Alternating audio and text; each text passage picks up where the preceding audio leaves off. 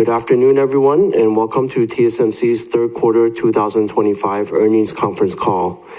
This is Jeff Su, TSMC's Director of Investor Relations, and your host for today. TSMC is hosting our earnings conference call via live audio webcast through the company's website at www.tsmc.com, where you can also download the earnings release materials. If you are joining us through the conference call, your dial-in lines are in listen-only mode. The format for today's event will be as follows. First, TSMC's Senior Vice President and CFO, Mr. Wendell Huang, will summarize our operations in the third quarter 2025, followed by our guidance for the fourth quarter 2025. Afterwards, Mr. Huang and TSMC's Chairman and CEO, Dr. C.C. Wei, will jointly provide the company's key messages. Then we will open the line for Q&A. As usual, I would like to remind everybody that today's discussions may contain forward-looking statements that are subject to significant risks and uncertainties, which could cause actual results to differ materially from those contained in the forward-looking statements. Please refer to the safe harbor notice that appears in our press release. And now, I would like to turn the call over to TSMC's CFO, Mr. Wendell Huang, for the summary of operations and the current quarter guidance. Thank you, Jeff. Good afternoon, everyone. Thank you for joining us today. My presentation will start with financial highlights for the third quarter 2025. After that, I will provide the guidance for the fourth quarter 2025.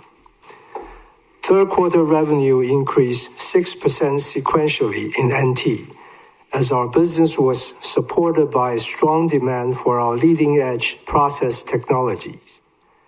In US dollar terms, revenue increased 10.1% sequentially to $33.1 billion, slightly ahead of our third quarter guidance. Gross margin increased 0.9% percentage points sequentially to 59.5%, primarily due to cost improvement efforts and a higher capacity utilization rate, partially offset by an unfavorable foreign exchange rate and dilution from our overseas fabs. Accordingly, operating margin increased 1.0 percentage points sequentially to 50.6%. Overall, our third quarter EPS was 17.44 NT, up 39% year over year, and ROE was 37.8%. Now, let's move on to revenue by technology. 3-nanometer process technology contributed 23% of wafer revenue in the third quarter, while 5-nanometer and 7-nanometer accounted for 37% and 14% respectively. Advanced technologies, defined as 7-nanometer and below, accounted for 74% of wafer revenue. Moving on to revenue contribution by platform. HPC remained flat quarter over quarter to account for 57% of our third quarter revenue. Smartphone increased 19% to account for 30%. IoT increased 20% to account for 5%. Automotive increased 18% to account for 5%. And DCE decreased 20% to account for 1%. Moving on to the balance sheet. We ended the third quarter with cash and marketable securities of 2.8 trillion NT, or $90 billion. On the liability side, current liability decreased by 101 billion NT quarter over quarter, mainly due to the decrease of 112 billion NT in accrued liabilities and others, as we paid out 2025 provisional tax of 136 billion NT. In terms of financial ratios, accounts receivable turnover days increased 2 days to 25 days. Days of inventory decreased 2 days to 74 days due to strong shipment in N3 and N5. Regarding cash flow and CapEx, during the third quarter, we generated about 427 billion NT in cash from operations, spent 287 billion in CapEx, and distributed 117 billion for fourth quarter 24 cash dividend. Overall, our cash balance increased 106 billion NT to 2.5 trillion at the end of the quarter. In US dollar terms, our third quarter capital expenditures totaled 9.7 billion. I have finished my financial summary. Now let's turn to our current quarter guidance. Based on the current business outlook, we expect our fourth quarter revenue to be between 32.2 and 33.4 billion US dollars, which represents a 1% sequential decrease or a 22% year-over-year increase at the midpoint. Based on the exchange rate assumption of $1 to 30.6 NT, gross margin is expected to be between 59 and 61%, operating margin between 49 and 51%. This concludes my financial presentation. Now, let me turn to our key messages. I will start by talking about our third quarter 25 and fourth quarter 25 profitability. Compared to second quarter, our third quarter gross margin increased by 90 basis points sequentially to 59.5%, primarily due to cost improvement efforts and a higher overall capacity utilization rate, partially offset by margin dilution from our overseas fabs and an unfavorable foreign exchange rate. Compared to our third quarter guidance, our actual gross margin exceeded the high end of the range provided 3 months ago by 200 basis points, mainly as the actual third quarter exchange rate was $1 to 29.91 NT, compared to our guidance of $1 to 29 NT. In addition, we also delivered better than expected cost improvement efforts. We have just guided our fourth quarter gross margin to increase by 50 basis points to 60% at the midpoint, primarily driven by a more favorable foreign exchange rate, partially offset by continued dilution from our overseas fabs. While the cost of overseas fabs remain higher, thanks to the company's overall larger scale, we now expect the gross margin dilution from the ramp-up of our overseas fabs to be closer to 2% in the second half of 2025. For the full year 2025, we now expect it to be between 1 to 2% as compared to 2 to 3% previously. Looking ahead, we continue to forecast the gross margin dilution from the ramp-up of our overseas fabs in the next several years to be 2 to 3% in the early stages and widen to 3 to 4% in the latter stages. We will leverage our increasing size in Arizona and work on our operations to improve the cost structure. We will also continue to work closely with our customers and suppliers to manage the impact. Overall, with our fundamental competitive advantages of manufacturing technology leadership and large-scale production base, we expect TSMC to be the most efficient and cost-effective manufacturer in every region that we operate. Now let me make some comments on our 2025 CapEx. As the structural AI-related demand continues to be very strong, we continue to invest to support our customers' growth. We are narrowing the range of our 2025 CapEx to be between 40 and 42 billion US dollars, as compared to 38 to 42 billion US dollars previously. About 70% of the capital budget will be allocated for advanced process technologies. About 10 to 20% will be spent for specialty technologies, and about 10 to 20% will be spent for advanced packaging, testing, mask making, and others. At TSMC, a higher level of capital expenditures is always correlated with higher growth opportunities in the following years. Even as we invest for the future growth with this higher level of CapEx spending in 2025, we remain committed to delivering profitable growth to our shareholders. We also remain committed to a sustainable and steadily increasing cash dividend per share on both an annual and quarterly basis. Now let me turn the microphone over to CC. Thank you, Wendell. Good afternoon, everyone. First, let me start with our near-term demand outlook. We concluded our third quarter with revenue of $33.1 billion, slightly above our guidance in US dollar terms, mainly due to the strong demand for our leading-edge process technologies. Moving into fourth quarter 2025, we expect our business to be supported by continuous strong demand for our leading-edge process technologies. We continue to observe robust AI-related demand throughout 2025, while non-AI end market segments have bottomed out and are seeing a mild recovery. Supported by our strong technology differentiation and broad customer base, we now expect our full year 2025 revenue to increase by close to mid-30% year-over-year in US dollar terms.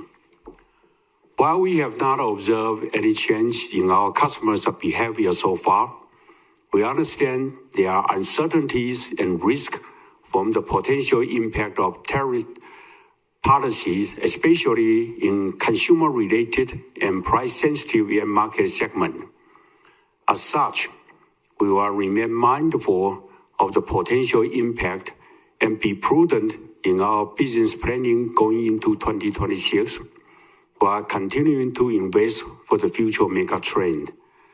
Amidst the uncertainty, we will also continue to focus on the fundamentals of our business, that is, technology leadership, manufacturing excellence, and customer trust, to further strengthen our competitive position. Next, let me talk about the AI demand outlook and TSMC's capacity planning process disciplines. Recent developments in AI market continue to be very positive. The explosive growth in token volume demonstrates increasing consumer AI model adoption, which means more and more computation is needed, leading to more leading-edge silicon demand. Companies such as TSMC, we are leveraging AI internally to drive greater productivity and efficiency to create more value. As such, enterprise AI is another source of demand. In addition, we continue to observe the rising emergence of sovereign AI. We are also happy to see continuous strong outlook from our customers. In addition, we directly receive very strong signals from our customers' customers, requesting the capacity to support their business.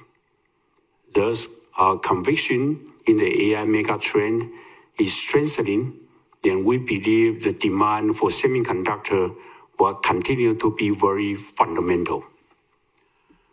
As a key enabler of AI applications, TSMC's biggest responsibility is to prepare the most advanced technologies and necessary capacity to support our customers' growth.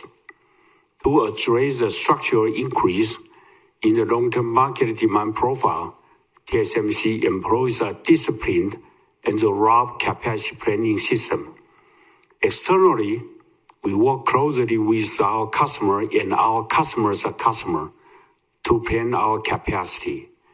We have more than 500 different customers across all the end market segments. In addition, as process technology complexity increases, the engagement lead time with customers is now at least 2 to 3 years in advance. Therefore, we probably get the deepest and widest look possible in the industry. Internally, our planning system involves multiple teams across several functions to assess and evaluate the market demand from both top-down and bottom-up approach to determine the appropriate capacity to build. This is especially important when we have such high forecasted demand from AI-related business. As the world's most reliable and effective capacity provider, we will continue to work closely with our customers to invest in leading-edge specialty and advanced packaging technologies to support their growth. We will also remain disciplined and thorough in our capacity planning approach to ensure we deliver profitable growth for our shareholders. Now let me talk about TSMC's global manufacturing footprint update. All our overseas decisions are based on our customers' need as they value some geographic flexibility and a necessary level of government support. This is also to maximize the value for our shareholders. With a strong collaboration and support from our leading U.S. customers and the U.S. federal, state, and city governments, we continue to speed up our capacity expansion in Arizona. We are making tangible progress and executing well to our plan. In addition, we are preparing to upgrade our technologies faster to N2 and more advanced process technologies in Arizona, given the strong AI-related demand from our customers. Furthermore, we are close to securing a second large piece of land nearby to support our current expansion plans and provide more flexibility in response to the very strong multi-year AI-related demand. Our plan will enable TSMC to scale up to an independent gigafab cluster in Arizona to support the needs of our leading-edge customers in smartphone, AI, and HPC applications.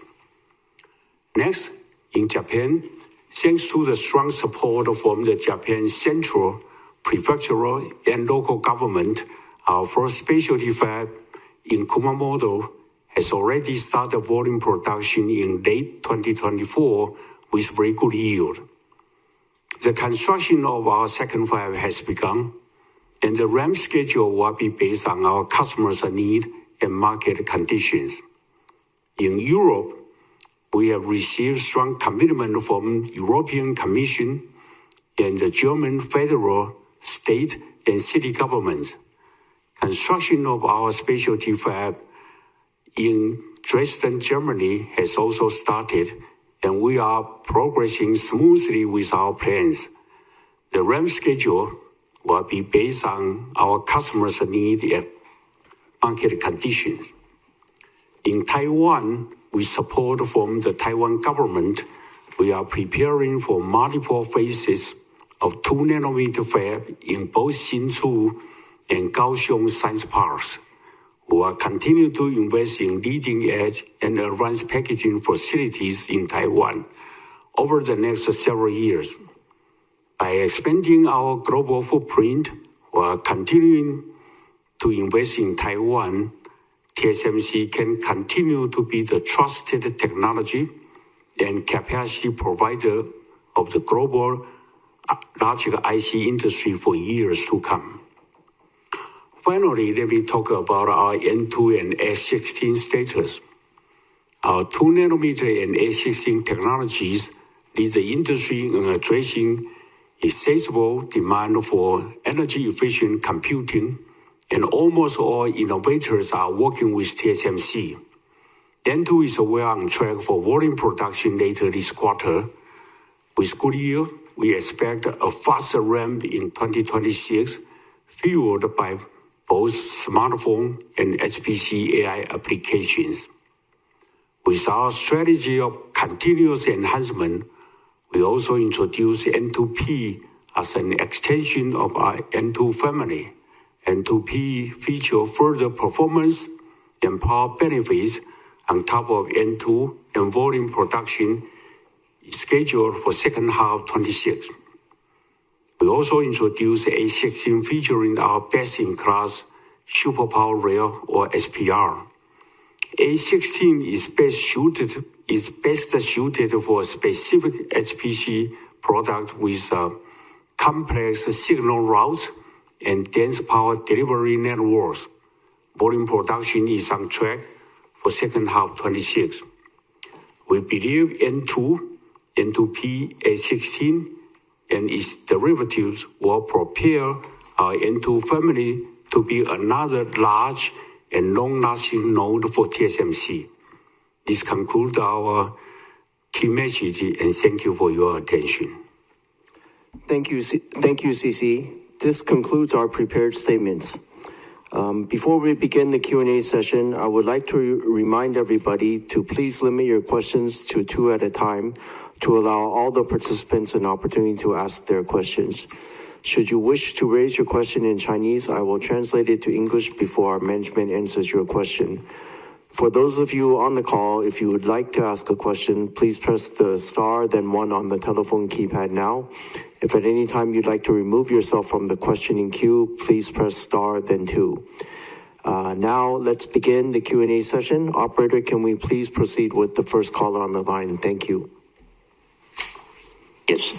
First one, Gokul Hariharan, JP Morgan. Go ahead, please.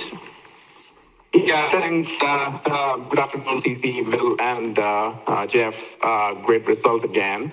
So on the AI front, CC, I think you have met with pretty much everybody who is driving the Gen AI revolution over the last couple of months. And as you said, everybody seems to be a lot more positive. I think we gave a guidance of mid-40s data center AI growth CAGR earlier this year until 2029. Anything that you see which should kind of change that number? Definitely feels like the growth today seems to be much stronger. And related to that, you did talk about the very detailed capacity expansion planning that TSMC does. In past technology cycles, TSMC CapEx has gone up significantly to prepare for the next upgrade or next leading edge node. But in this cycle, TSMC revenues have grown 50% from the previous peak in 22. CapEx has only grown about 10%. So how should we think about the CapEx over the next couple of years? I know that you're not giving numerical guidance yet, but just wanted to understand, like, are we looking at much higher CapEx in the next couple of years, given all these conversations you've had? And I had a follow-up after that. Thank you. Okay, so Gokul, first question, sorry, Gokul, let me summarize for everyone's benefit. So again, he wants to know firstly related to the AI related demand, that TSMC works with many, if not everyone who is doing AI, and many of the customers seem to be even more positive today. So I guess he would like to ask CC sort of what are we seeing or hearing from our customers? And then we had previously said that the next 5 years from 2024 to 29, we expect AI accelerator to grow at a mid-40s CAGR. Is there any update to this? I think this is the first part, then I'll get to the second part on CAPEX. Wow, that's a long question, isn't it? But Gokul, the AI demand actually continue to be very strong. More stronger than we thought 3 months ago. Okay, so in today's situation, we have talked to customer, and then we talk to customers a customer. So the CAGR previously we announced is about mid-40s, but it is still it's a little bit better than that. We will update you probably in beginning of next year. So we have more clear picture. Today, the number are in cent. And then the second part of Gokul's question related to CAPEX, he notes that in the past, when TSMC sees opportunities for higher growth, past cycles or past instances, we would step up the CAPEX significantly to prepare to drive the future growth. But he notes this cycle, actually, though, while CAPEX is increasing, the revenue is increasing even faster. So his question really, I think, how do we see this playing out over the next few years, both in terms of the CAPEX spend and the growth relative to the revenue growth? Okay, Gokul, every year we spend the CAPEX based on the business opportunity in the following few years. As long as we believe there are business opportunities, we will not hesitate to invest. And if we do our job right, the growth of our business, of our revenue, should outpace the growth of the CAPEX. And that's what we have been delivering in the past few years. Now, going forward, assuming we're still doing a very good job, then we will continue to see that happening again. So a company of our size, the CAPEX number, it's unlikely to suddenly drop significantly in any given year. Now, when we continue to invest and our growth is outpacing CAPEX growth, then you see the growth like what we have done in the past few years.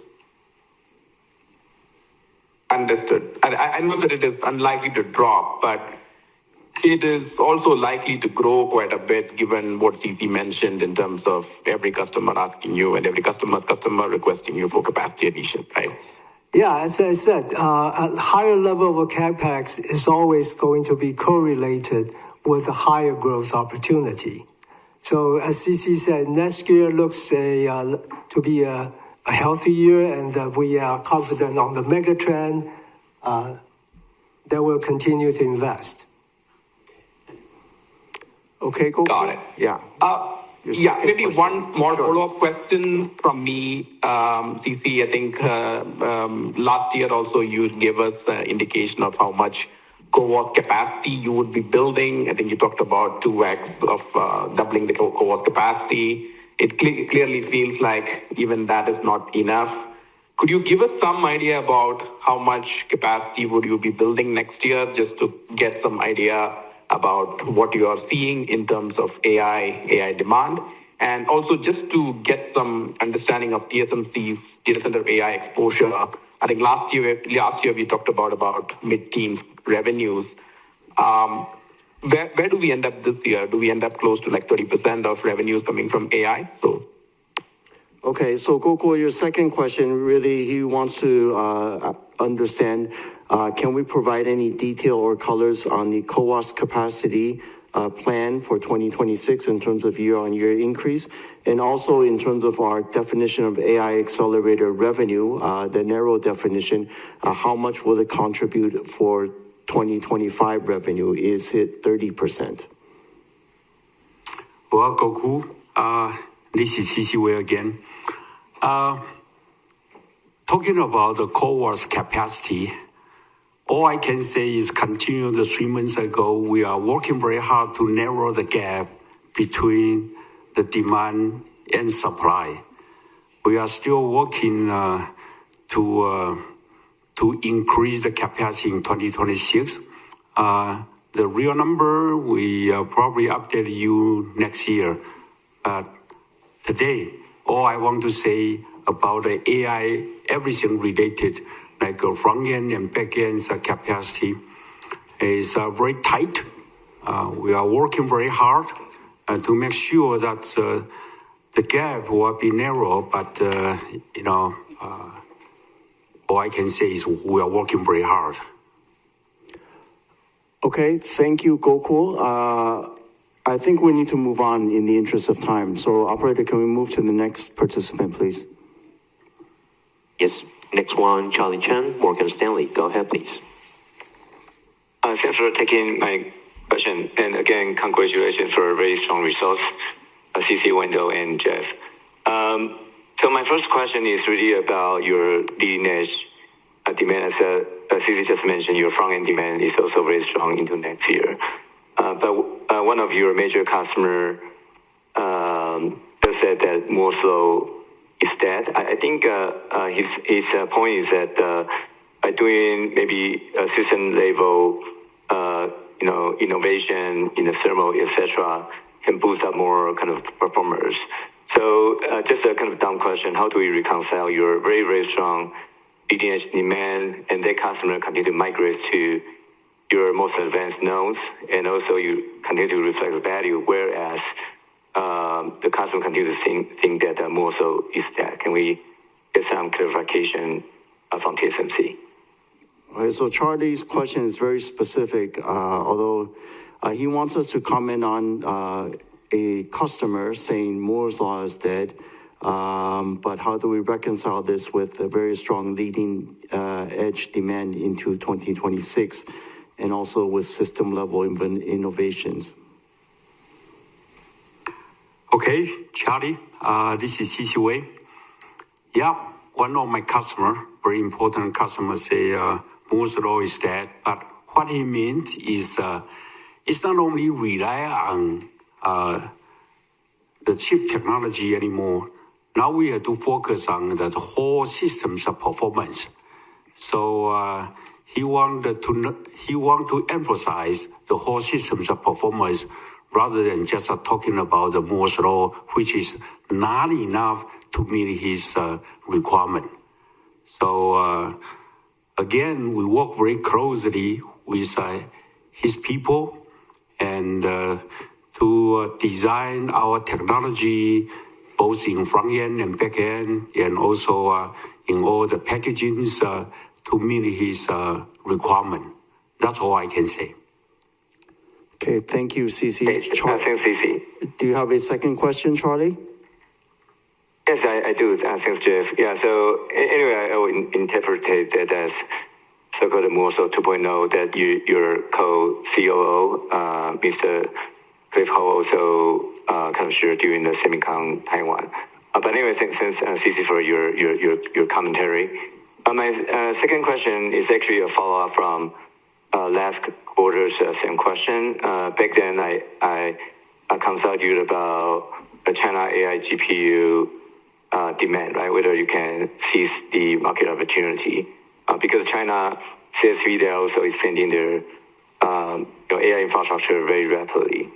But given the recent kind of back and forth between US and China, whether China can really impose this NVIDIA GPU, would that kind of discount your potential long-term growth of the AI CAGR?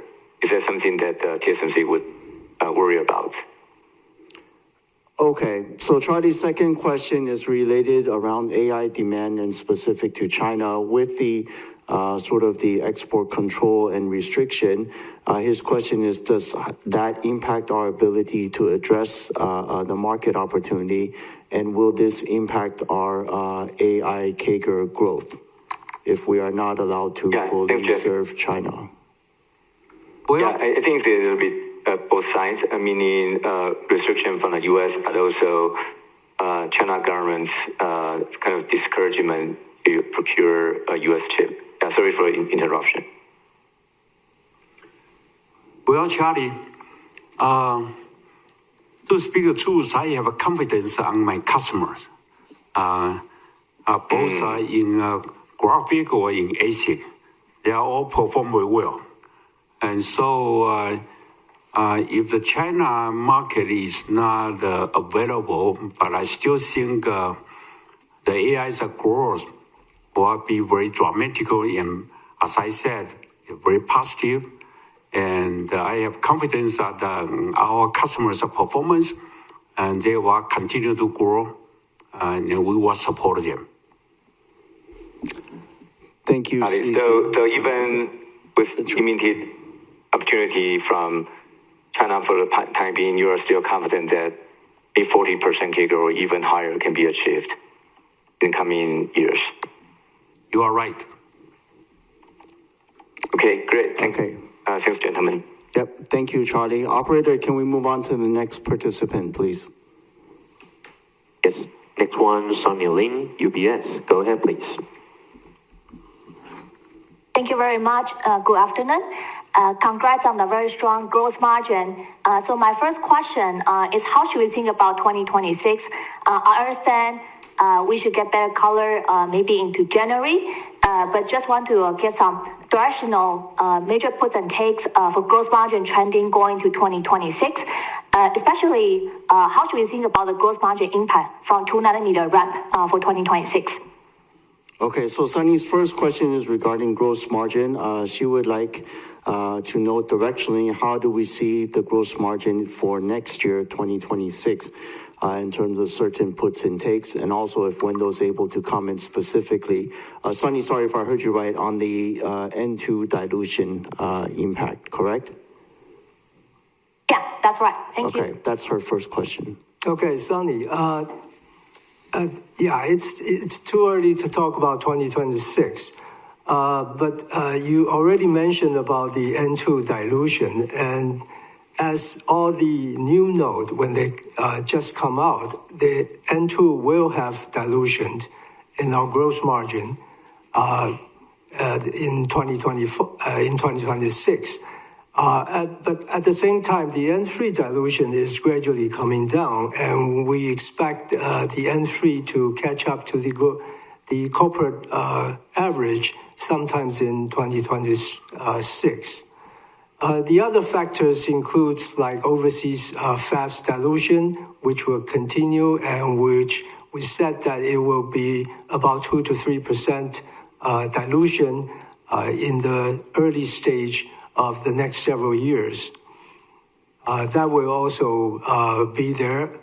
And also, we all saw the dramatic foreign exchange rate movement in the earlier part of this year. There's no control. We don't know where that will be.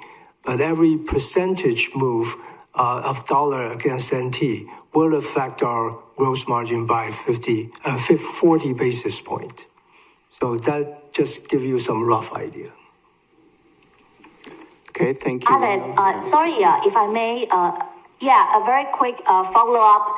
And so on 2nm, would the typical 2 to 3% dilution by new node for the first 7 to 8 quarters of mass production being a good reference for 2nm as well for 2026?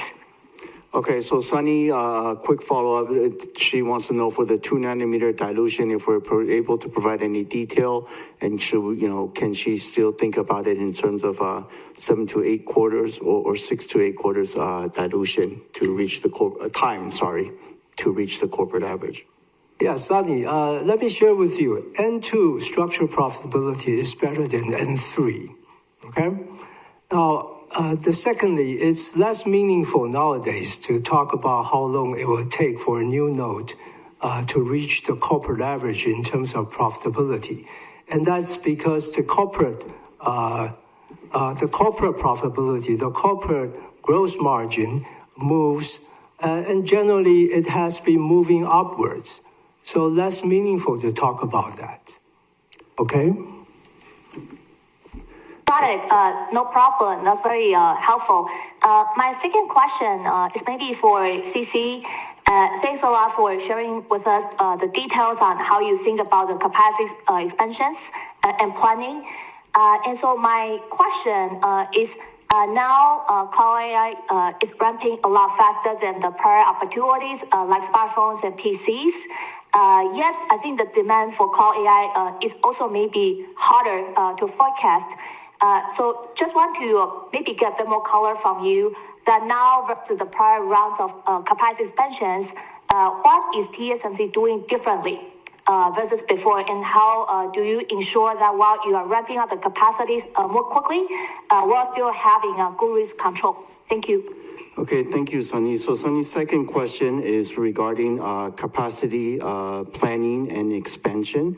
In a capital-intensive business, she notes this is very important, but in the past, smartphone and PC, mega trends. Today, it's AI and cloud AI. She's wondering, does that make this planning process more difficult to forecast? And what are we doing differently, or how do we forecast this to make sure that we are, investing appropriately? Sunny, indeed, right now, because of, I believe we are just in the early stage of the AI application. So very hard to make a right forecast at this moment. What do we do differently? There's a big difference because right now we pay a lot of attention to our customers' customer. We talk to and then discuss with them and look at their applications, be it in the search engine or in social media's application. We talk with them and see how they view the AI application to those functions. And then we make a judgment about what the AI is going to grow. And so this is what the different as compared with before. We only talk to our customers and have an internal study. This is different. Did I answer your question? Got it. Thank you very much, CC. Yeah. And looking forward to the CAPEX Sky in January. Thank you. You're welcome. All right, thank you, Sunny. Operator, can we move on to the next participant, please? Next one, Bruce Lu, Goldman Sachs. Go ahead, please. Hello, thank you for taking my question. I think Jensen talked about like 3 to 4 trillion, AI infrastructure opportunity by 2030, right? This compared to like 600 billion CapEx recent of this year implies for about 40% CAGR. This is similar to TSMC guidance for the AI growth, right? But, for me, first of all, what I want to know is what's the TSMC's view for the AI infrastructure growth for the next 5 years? And what's TSMC's forecast for the token growth rate in the next few years? TSMC used to provide like semi-industry growth, foundry growth, and how much TSMC can outperform the industry, right? Given the context that, can we assume like, TSMC AI-related revenue can track or will track with the CapEx growth of AI or the major cloud service provider, or should we expect an even higher growth rate for TSMC, considering you're potentially getting more value out of it? Okay, let me try to summarize your question, Bruce.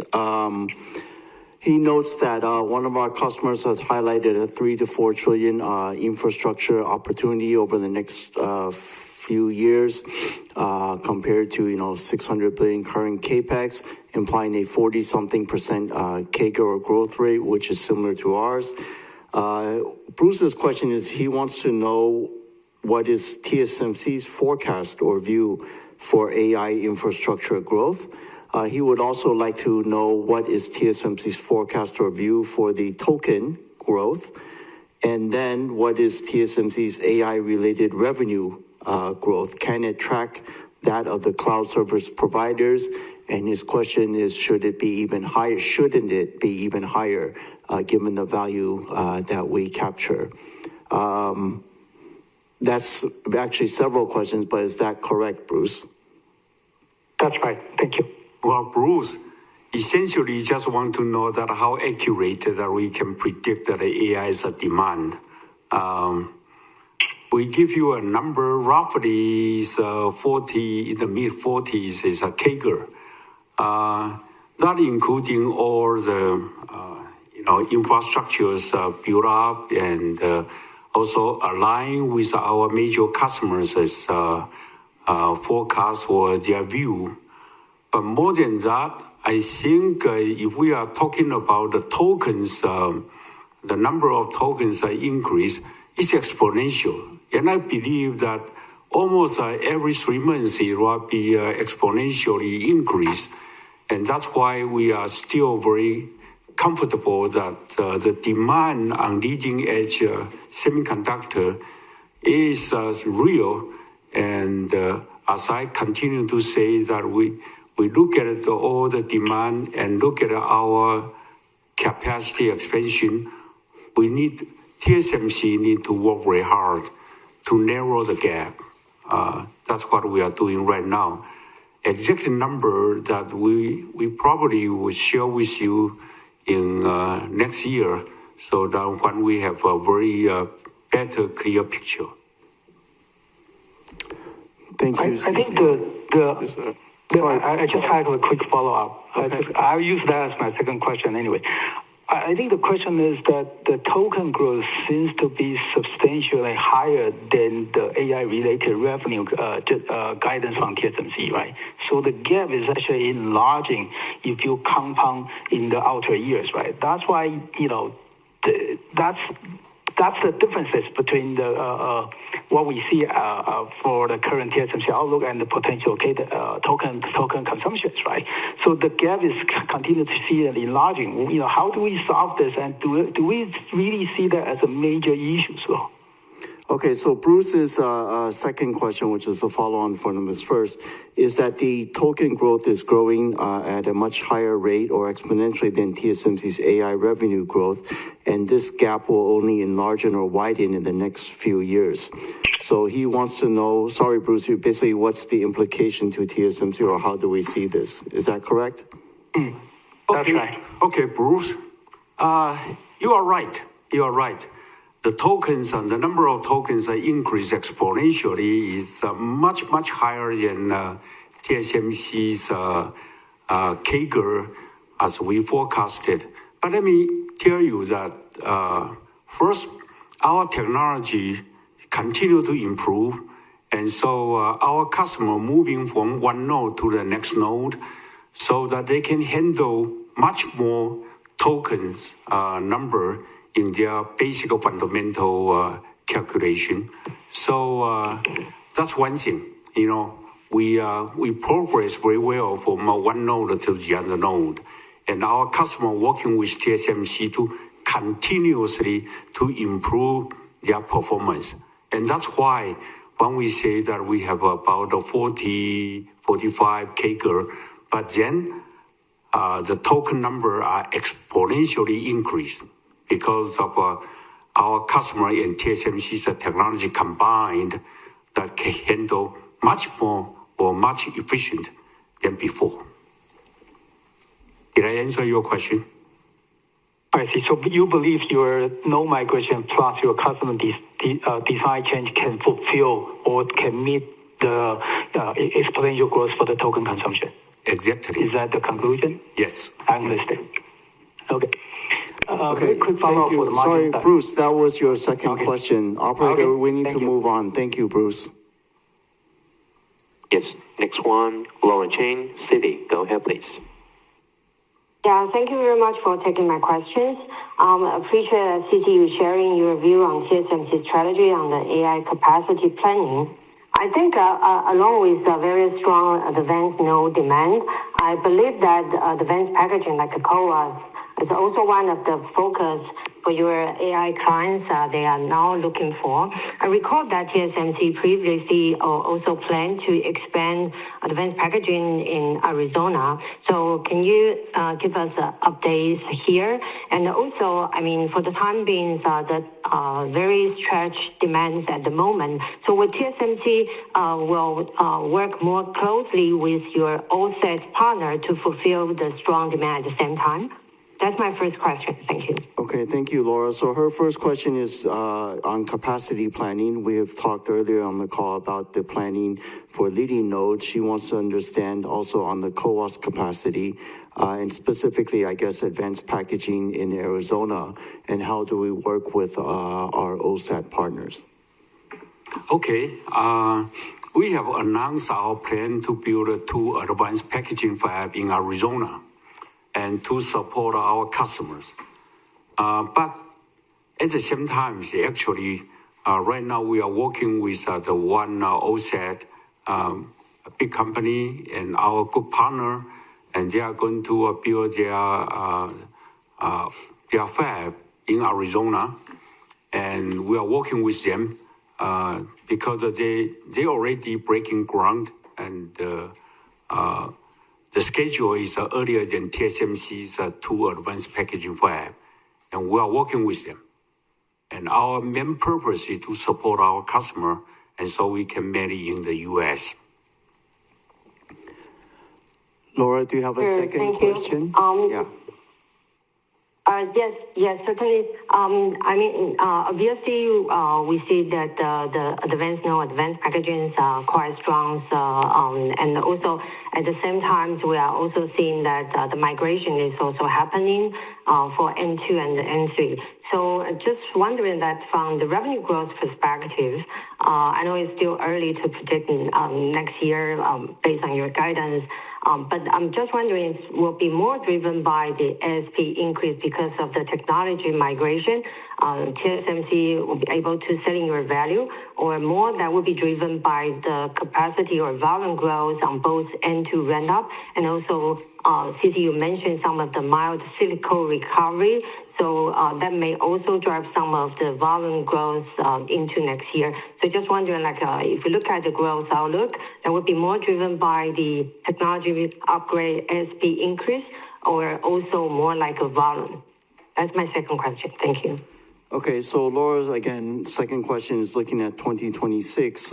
She would like to understand what will be the key drivers of the growth. Is it more from the technology mix migration, things like N2? Is it more from ASP upgrade, or is it more from just pure wafer volume growth? Well, Laura, all the above.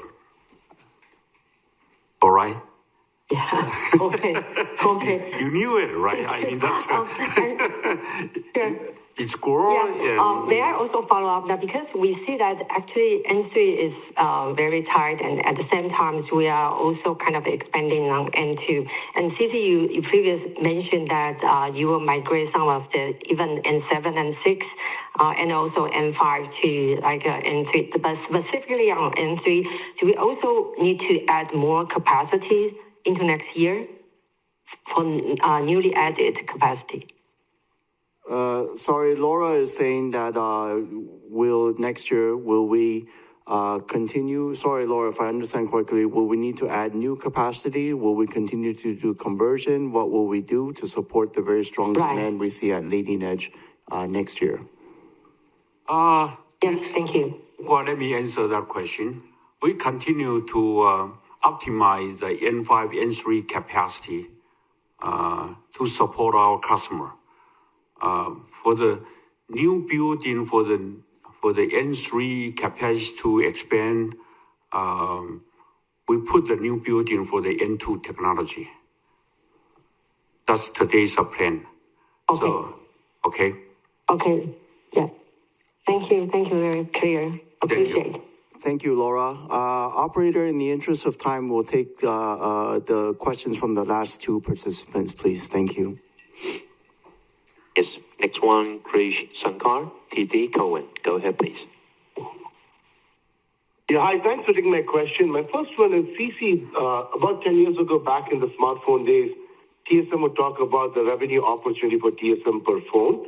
So I was wondering, in today's world, can you talk about how much 1 gigawatt of AI data center capacity could translate in terms of wafer demand or revenue for TSMC? And then I had a follow-up. Okay, so Krish's first question, he notes in the past, in the smartphone mega trend, we talked about the content per phone opportunity for TSMC. So now with AI, is there a way to frame or quantify 1 gigawatt of data center capacity? What is the revenue opportunity for TSMC? We recently, as I said, the AI's demand continue to increase, and then my customers say that 1 gigawatt, they need invest about 50 billion. How much of TSMC's wafer inside? We are not ready to share with you yet because of different from different approaches. Okay. But no worries. And then a quick follow-up. Yeah, excuse me. I just want to say that right now it's not only one chip. Actually, it's a many chip together to form a system. Right? Got it. Very helpful for that. And then a quick follow-up. Obviously you folks forecast long-term trends and then build capacity towards that. I'm kind of curious, when you look at the AI demand over the next several years, from a TSMC angle, does it matter whether that demand is coming through a GPU or an ASIC? Does it have an impact on your revenue or gross margin mix? Okay, thank you, Chris. So his second question is, again, with our business outlook. Again, we forecast the long-term trends. We plan our capacity, as CC said, in a thorough and disciplined manner. His question is, what are the implications, for example, of, I believe you said GPU versus ASIC, in terms of the AI market? Do we have a preference, or what is there a difference for TSMC? Is that correct, Chris? That's right. The impact to revenue and gross margin, whether it's a GPU or an ASIC. Right. Okay. So. Yeah. Well, Chris, no matter it's a GPU or it's an ASIC, it's all using our leading edge technologies. And from our perspective, we are working with our customer, and we all know that they are going to grow strongly in the next several years. So no differentiation in front of TSMC. We support all kinds of types. Thank you very much. Yeah, thank you. Operator, can we take... thank you. Thank you, Chris. So we'll take the question from the final participant, please. Yes, last one on the line, Macquarie. Go ahead, please. Hi, CG, Wendell, and Jeff. Congrats on a strong outlook. Asalai from Macquarie. So my question is about competition. So CG, you define the Foundry 2.0 market. And I wonder what's the strategic initiative the TSMC undertaking to further strengthening your competitive landscape, and also in this broader ecosystem. So some context, I got the question from the U.S. investor as your clients announced they invest in the Intel. Thank you. Okay, so Arthur's question is around competition. In the Foundry 2.0 landscape, what strategic initiatives, what things are TSMC focusing on to further strengthen our competitive advantage? I think the last part, Arthur, you're asking in the environment where one of our competitors in the U.S., how do we focus on the competition? Is that correct? Yes. Thank you, Jeff. Okay, let me answer that one. When we introduce our Foundry 2.0, we set the purpose that, as I said, one of my customers said that the system performance is very important in these days, not only a single chip. And also, let me share with you that our advanced packaging's revenue is approaching close to 10%, and is significant in our revenue, and it's important for our customer. So that's why we introduced Foundry 2.0 to categorize this foundry business. Not as usual. Previously, we only look at the front-end portion. Now it's the whole thing, the front-end, the back-end, and also important for our customer. That's why we introduced 2.0. Talking about our competition in the U.S., well, that competitor is happen to be our customer, very good customer. So, in fact, we are working with them for their most advanced product. Other than that, I don't want to make any more comment. Yeah, thank you, CG. Can I ask the one more question? Yes, you have two. So your second question, sure. Yeah. Yeah, my second question is very quick on the end demand. So, recall, CCU, you last time mentioned that we should also monitor and worry about the pre-built, especially in the consumer electronics. And then this quarter, our number suggests that there's a QoQ 19% growth in the smartphone. So my question is, do you still worry about the pre-built? Thank you. Okay, so Arthur's second question is on smartphone. Are we concerned about pre-build or sort of, I guess, pulling pre-build from customers in that regard? No, we don't worry about the pre-build because of when you have a pre-build, you have an inventory. In these days, the inventory already go to that very seasonal level and very healthy. So no pre-build. Thank you very much. Okay, thank you, CC. Thank you, Arthur. Thank you, everyone. So this concludes our Q&A session. Before we conclude today's conference, please be advised that the replay of the conference will be accessible within 30 minutes from now. The transcript will become available 24 hours from now, and both are going to be available through TSMC's website at www.tsmc.com. So thank you, everyone, for joining us today. We hope you all continue to stay well, and we hope you will join us again next quarter in early 2026. Thank you and have a good day.